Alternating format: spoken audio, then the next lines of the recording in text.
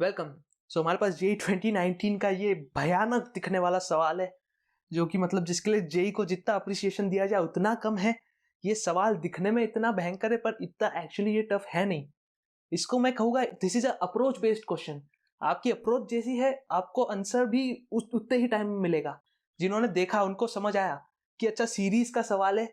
और एक और बात क्या दिखाई दे रही है हमें कि ये देखो, अंदर जो टर्म है ना वो लीनियर टर्म है।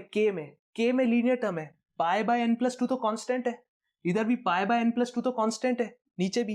तो के में लीनियर टर्म है।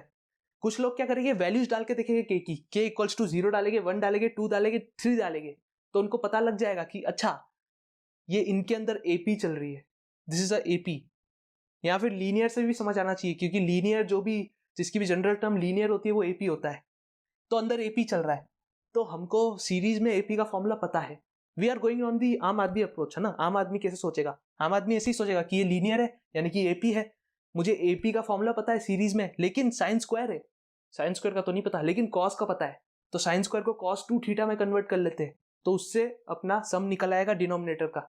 न्यूमरेटर में क्या है, साइन इंटू साइन है, वो भी नहीं पता, लेकिन 2 साइन है साइन भी लगा सकते हैं। तो जो दो कॉस की टर्म्स आएगी 2 साइन है साइन भी में, दोनों वही होगी। देखो इसमें से इसको माइनस करो, इसमें से इसको प्लस करो, लीनियर ही आएगा कुछ ना कुछ। मतलब एपी की दो एपी के फॉर्मूले ऊपर लगेंगे, एक फॉर्मूला नीचे लगेगा, और बहुत कुछ करने के बाद मे भी आंसर आ जाएगा। मे भी मतलब उम्मीद है कि आंसर आएगा। ये एक आम आदमी अप्रोच थी। अब एग्जाम में दो तरीके के लोग होते हैं, जो समझ जाएगी कि भाई आम आदमी अप्रोच तो कई मतलब दूर जा रही है बहुत। एक और यहाँ पे थिंकिंग होती है कि भाई आम आदमी अप्रोच से लंबा जा रहा है तो इसकी कोई और अप्रोच होगी, जो कि मेरी थिंकिंग है। मेरे तरीके के लोग वैसे ही सोचते हैं कि जेई में जनरली इतना लंबा आना नहीं चाहिए। आ रहा है तो हो सकता है कुछ और हो सकता है ना, मैं गारंटी नहीं दे रहा हूँ, हो सकता है कुछ और अप्रोच हो। तो उस पे दूसरी अप्रोच को ढूंढने पे थोड़ा टाइम लगाते हैं। अगर दूसरी अप्रोच नहीं मिली तो वो टाइम भी वेस्ट, ऊपर से आप सवाल करोगे तो वो टाइम तो क्लासिक अप्रोच वाला लगेगा ही, छोड़ोगे तो एक टाइम तो वेस्ट हो ही गया। और अगर कैलकुलेशन मिस्टेक हो गई तो भैया फिर तो क्या करियर बर्बाद। मजाक कर रहा हूँ, ऐसा कुछ नहीं है। तो इतना मैंने जो लंबा भाषण दिया वो इसलिए दिया क्योंकि दिस टाइप ऑफ क्वेश्चंस ऐसे जेई में एक्सपेक्टेड है, हर साल आते हैं, जिसमें ऐसा दिखने में इतना भयंकर होता है। और हो सकता है कि क्लासिक मेथड जो अपनी आम आदमी अप्रोच है उससे सही में बहुत लंबा जाए, लेकिन आप एक दूसरी थोड़ा सा दिमाग लगाओगे तो हो सकता है दूसरी मेथड पा जाओ और उससे करके इस सवाल को चुटकी में निकल लो। तो मैंने बोला भाई सबसे पहले तो सिंप्लीफिकेशन के लिए, for simplification pi by n plus two constant है ना, उसको थीटा रख दो, ताकि मैं थोड़ा सा कंफर्टेबल हो जाऊँ लिखते वक्त। बार बार इतना बड़ा बड़ा ना लिखना पड़े मेरे को। Pi by n plus two को क्या रख दो, थीटा। अब ये थोड़ा सा क्लीन दिख रहा है ना। अगर जेई ऐसा लिख के देते तो कितना अच्छा लगता ना, फिर लोग ट्राई भी करते हैं, लेकिन जेई तो जेई है। अब मैं क्या कह रहा हूँ, अब के की वैल्यूज डाल के न्यूमरेटर, इसको सपोज मैं एन बोल देता हूँ न्यूमरेटर, इसको मैं डिनोमिनेटर बोल देता हूँ डी। ओके, तो एक काम करते हैं, न्यूमरेटर को देखते हैं। लाओ भाई न्यूमरेटर लाओ, खोलो खोलो, के इक्वल्स टू 0 डालो, क्या बनेगा, sine theta sine 2 theta, plus के इक्वल्स टू 1 डालो, sine 2 theta sine 3 theta, plus dot dot dot dot, ऐसे ही चलेगा 2 थीटा 3 थीटा, फिर 3 थीटा 4 थीटा, और ऐसे and so on. Last term क्या है, n plus 1 theta n plus 2 theta. Okay, plus plus sine n plus 1 theta sine n plus 2 theta. Okay okay okay, so far so good. तो मैंने देखा ध्यान से कि ये न्यूमरेटर, अगर मैं न्यूमरेटर को डिनोमिनेटर की टर्म्स में ला पाऊँ कुछ भी करके, मैं क्या कह रहा हूँ, न्यूमरेटर को मैं कुछ भी समथिंग इनटू डिनोमिनेटर लिख पाऊँ। अगर मैं न्यूमरेटर को समथिंग इनटू डिनोमिनेटर लिख पाया तो मेरा जो समथिंग है वही है मेरा एफ ऑफ एन। अगर मैं न्यूमरेटर को डिनोमिनेटर के फॉर्म में ला पाऊँ, मतलब इस सीरीज को इस सीरीज के अंदर कन्वर्ट कर पाऊँ, तो मेरा काम पूरा हो जाएगा। That's my point. ये सीरीज है क्या, ये सीरीज है sign square theta plus sine square 2 theta plus sine square 3 theta. और नीचे वाली सीरीज क्या है, ये नीचे वाली, ये ऊपर वाली सीरीज क्या है, sign theta sine 2 theta plus sign 2 theta sine 3 theta. तो मुझे साइन स्क्वायर में जाना है, समझ रहे हो? मुझे प्रोडक्ट ऑफ साइन से सीधा साइन स्क्वायर में जाना है। ठीक है भाई, कैसे किया जाए?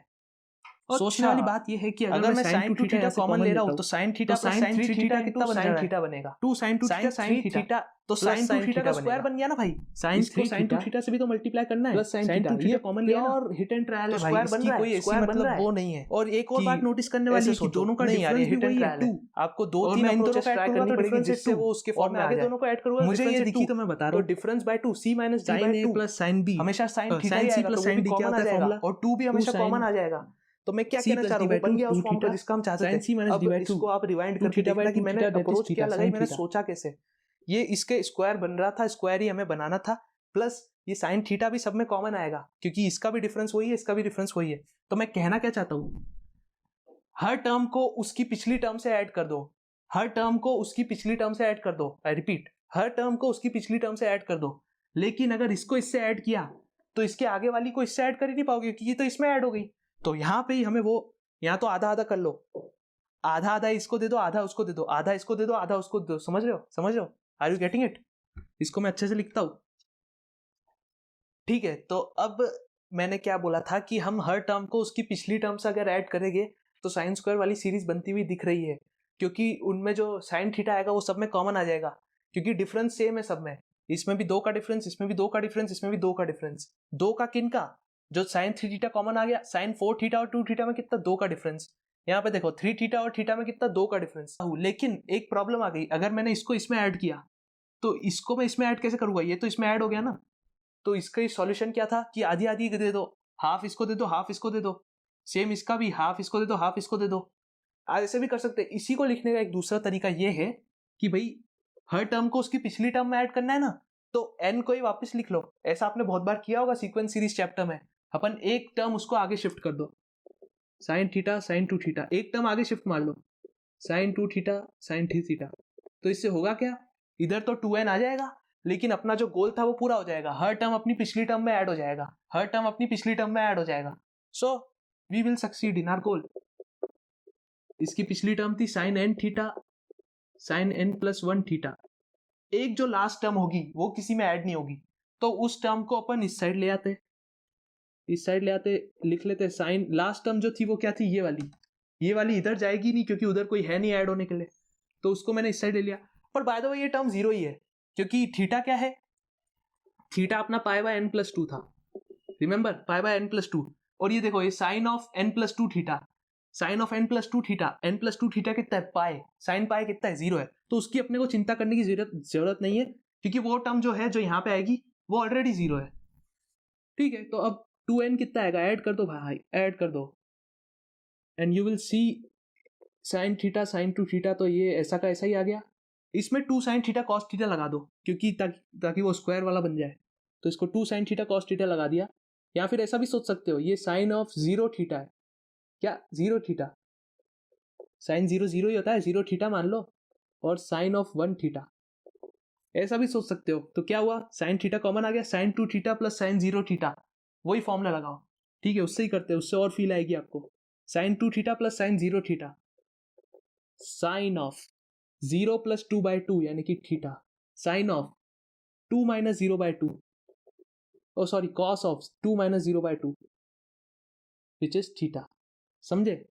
तो ये साइन स्क्वायर थीटा बन गया जो कि हम चाहते थे, sign square theta into cos theta, plus same यही पे क्या कॉमन आ गया, साइन 2 थीटा कॉमन आ गया, यहाँ पे साइन थीटा कॉमन आया, साइन 2 थीटा बाहर आ गया, इसमें क्या बन जाएगा 4 बाय 2 यानी कि साइन 2 थीटा, वही जो स्क्वायर बनना भी चाहिए, और डिफरेंस सब में सेम है तो कॉस थीटा सब में आएगा।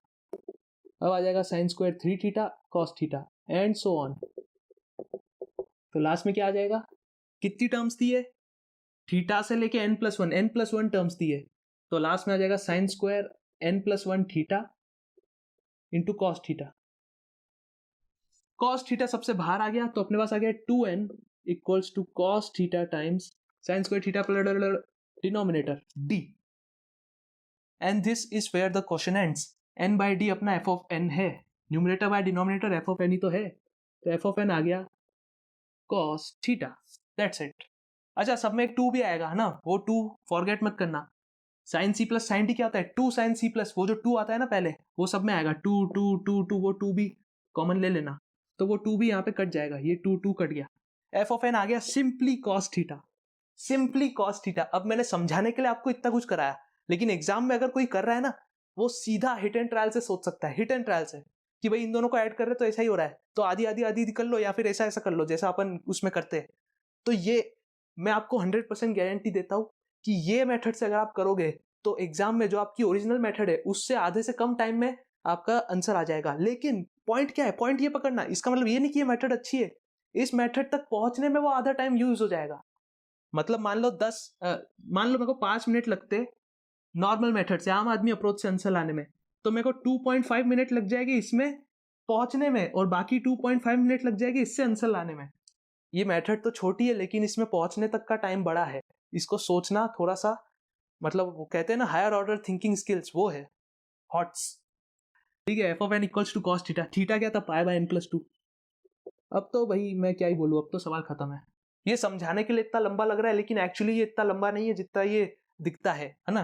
पाई बाय एन प्लस 2, हाँ अब थोड़ा मजा आएगा, फाइनली फंक्शन आ गया।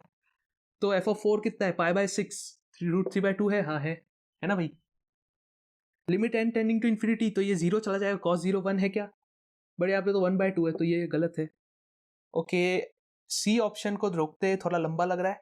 डी ऑप्शन को देखते, sine of 7 cos inverse f5। Okay, f of 5 कितना है, पाई बाय 7 का cos इनवर्स। cos इनवर्स दिया हुआ था सवाल में, 0 से पाई लेना है, जो कि हम हर बार लेते ही है। तो cos और cos इनवर्स कटेगा इंटू 7, तो 7 और 7 भी कटेगा, साइन पाई 0। यस, ये ऑप्शन भी सही है, वाह यार। और अब लास्ट ऑप्शन है, alpha is tan of cos inverse f6। f6 कितना है, पाई बाय 8 है ना। और cos इनवर्स, हाँ तो ये f6 है cos pi by 8, cos inverse f6 है पाई बाय 8। तो tan पाई बाय 8 की बात हो रही है, जिसकी वैल्यू लोगों को याद होती है, मुझे ऑनेस्टली याद नहीं है, या है भी कितनी आती थी यार, 22.5 की 1 + √2 आती थी क्या, कि 1 - √2 - 1 आती थी I think, but what ever, जिसको याद नहीं उसके लिए तो ये सवाल है। तो इसको अल्फा मान के रखा है कि ये अल्फा है भाई। तो मैं बोलूँगा कि tan पाई बाय 4 कितना होगा, 2 tan pi by 8 upon tan square pi by 8 - 1, तो 2 alpha upon 1 - alpha square. Okay, so ये 1 - alpha square is 2 alpha, so alpha square plus 2 alpha - 1 is 0। तो ये सवाल भी उन्हीं के लिए था जिनको फॉर्मूला याद नहीं है, जिनको याद है वो पता नहीं रखते शायद 1 - √2 उसमें। ठीक है, तो ये सी बी आंसर सही है, ए सी डी आंसर सही है। So this was actually a very, कहना चाहिए कि हमारे लिए बुरा है, लेकिन जेई के लिए ऐसे सवाल जेई की रिस्पेक्ट को और बढ़ाते हैं मेरे मन में, और भी सारे टीचर्स के मन में। तो ठीक है यार, गुड बाय।